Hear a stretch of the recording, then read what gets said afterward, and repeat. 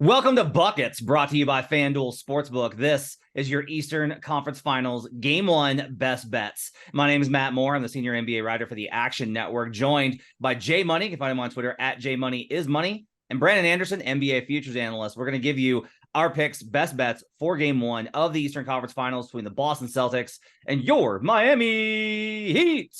I've listened to a lot of Heat broadcasts. I've been in that building a lot, so the announcer's voice is stuck in my head for longer than 2 minutes. Dos minutos. Everything we talk about in today's show can be found in the award-winning Action Network app. It's the best place for you to track your picks. You get up to second information where the bets and money are coming in on. That's really helpful for you trying to figure out how the market is reacting to things, because sometimes the market's moving because of where the public is going, and sometimes it's moving because there's sharp money coming in. All that information is found in the Action Network app. If you want a pro subscription and you don't want to pay for it, you should pay for it. But if you don't want one, leave us a 5-star review on Apple Podcasts. If you do that and you leave a note that says why you love the show and who your favorite analyst is, it should be Jay, because this is regular temperature Jay, who's always hot. Or whoever it is, Brandon, Sean, any of our folks, any of our analysts, leave them a note in your 5-star review saying why you love the show and your favorite analyst. And you can win either merch from our store or a 1-year pro subscription on the Action Network app. It's going to be great. Just check it out. Leave a 5-star review. We picked up so many new followers throughout the season. We appreciate your support. Help us out with a 5-star review. All right, let's get to some picks here. We'll go around the table as always. We'll give our best bets for Game 1, and then we'll do the cap. Jay, what do you got taking Game 1 between the Celtics and the Miami Heat? I'll take the points with the much better coach, much more experienced coach as well, giving the Heat plus an 8/8.5. Okay, I'm going to have to hit you with the Mitchell law here in a second. Brandon Anderson, what's your best bet for Celtics Heat Game 1? I'm with Jay. Give me the Heat 8.5. It's too many points. I will take the money line as well at the plus 300. Then I got a few props for you. Al Horford over on the 6.5 rebounds. And then give me old vase hands, Jaylen Brown and Jason Tatum, both over 2.5 turnovers each. Okay, well, let's make it 3 in a row. Now I'm taking plus 8.5 on the Heat, and I'm taking plus 300 on the money line. We'll do both of those, and God help us. I will go ahead and let's go to Jay. Jay, tell me why you like the Heat, and then tell me why you don't want the money line. Yeah, first off, a couple of extra days of rest for Spoelstra. We know, I mean, like I said, I'm not a believer in Joe Mazzulla, man. I think the Celtics have the team that they can win a championship this year, but I'm worried about coaching. It took him a while just to figure out that he needs to go defensively in the last series with the 2 big lineup starting Robert Williams, which he probably should have done that from the get-go, in my opinion. So this is basically, it's real simple, me taking points with the better coach, the better overall defensive team, I think, as well. The Celtics are pretty simple. When they're hit, they shoot a ton of threes. When they're missing them, they could lose games by double digits. It happens all the time. Obviously, when they're making them, it's really tough to beat them, but I think they're going up against a much better defensive squad here. They can spread things out. Like, they even have defense coming off the bench in this one. So I'm expecting them to have a game plan to try to stifle what the Celtics like to do in this one. I think Mazzulla's kind of going to be a deer in the headlights, at least for the beginning of this series in this one. So I'll take the points with the better coach in this one. Like I said, you can get 8.5, but plus 8 is fine with me. And I'm not taking the money line for the simple fact that, I mean, it's 8 points. If you're going to always have these are personal rules for me. If they're giving me points, I'm going to take them every single time. Can't talk you off a sprinkle on the money line, but probably would be surprised if they won the game. It's just one where I think they'll keep it close, maybe keep this one within 4 or 5 points. If they're giving me points, I don't care if it's 2.5. I'm taking the points all day long. I need to just legitimately bookmark the Matt Mitchell stat. Like, I just need to bookmark it so I can refer to it constantly.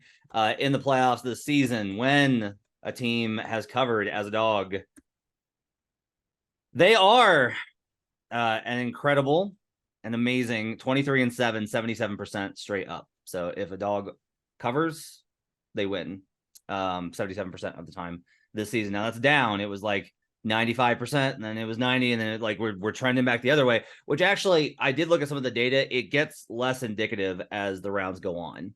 Like, teams tend to win but not cover as favorites more often as the series goes on, which makes sense. The teams are better, the disparities aren't as wide, adjustments, etc. Brandon, I am a little surprised that you're playing this. We have our trend from our friend.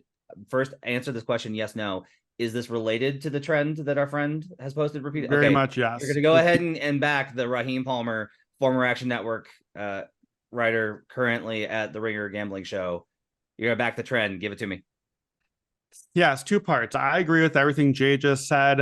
I think first part is Miami Heat. The numbers are just way off on them on this series. For game one, for the money line, for the spread, for the series.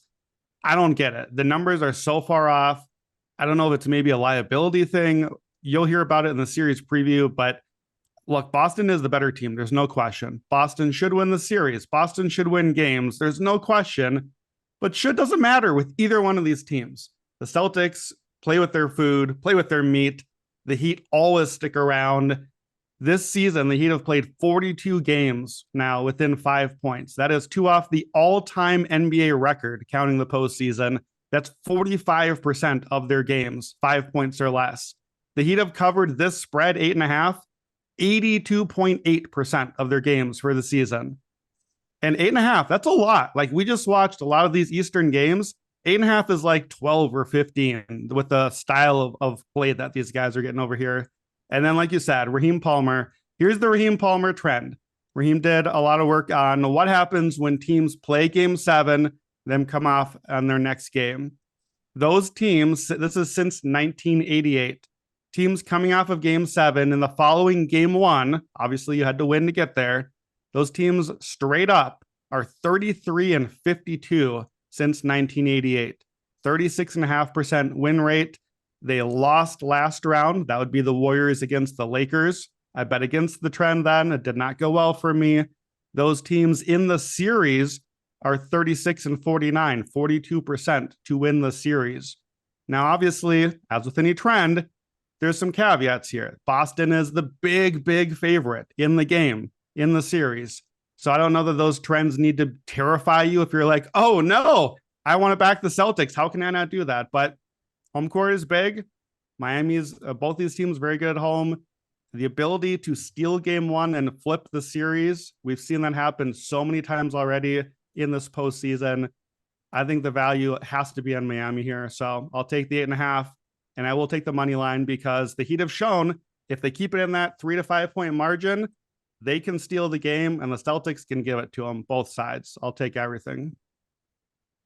So as a kind of an indicator, I'm going to talk about the spread, and Matt Mitchell's going to yell because he doesn't think that the spread matters, but it does matter because it gets more value on the money line. Like, we're going to bet the money line, Matt. We're going to do it. So a good indicator of like why this line is off and why you should find value on the other side is that look at where we were at in the previous series. The Sixers were 8-point dogs at one point at open in like game 5 in Boston. And now it's 8.5 versus the Heat. So either this line's off or that line was off. And we all thought that that line was off. Like everyone I talked to was like, oh, we don't know how they're getting to these numbers on the power rating for Boston versus Philly. And then like you'll go back and you could say like, well, yeah, but the Celtics won that series and they covered game 7 when they were a 6-point favorite and they covered it by $1 billion. Sure, because we've seen this trend that like it does tend to like go one direction, which is that's where that whole value is.